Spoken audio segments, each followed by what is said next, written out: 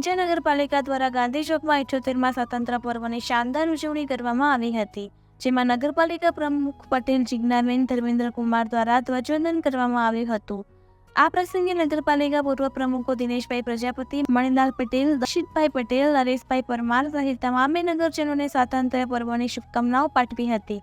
આ અંતર્ગત ગુજરાત સરકારની સ્વચ્છતાની ગ્રાન્ટમાંથી ઊંઝા નગરપાલિકા દ્વારા ₹38 લાખના નવીન જેસીબી મશીનની ખરીદી કરવામાં આવી અને રખડતા ઢોરોને પકડવા માટે ઢોર ડબ્બો ₹1.90 લાખની કિંમતનું ખરીદી કરવામાં આવ્યું હતું। તેમજ સ્વચ્છતાના અભિયાનના પ્રહરી એવા 3 સફાઈ કામદારોને ₹10,000નું ઇનામ આપી સારી કામગીરી બદલ પ્રમાણપત્રો એનાયત કરવામાં આવ્યા હતા। આ ઉપરાંત નમણ માતા રોડ ઉપર આવેલ ઝાપડા મહારાજ મંદિરના પટાંગણમાં પણ આસપાસના ઝૂંપડપટ્ટીમાં રહેતા ગરીબ વર્ગના બાળકોએ પણ પોતાની રીતે પોતાની મસ્તીથી સ્વાતંત્ર્ય પર્વના શૌર્ય ગીતો ગાઈને શાનદાર ઉજવણી કરવામાં આવી હતી।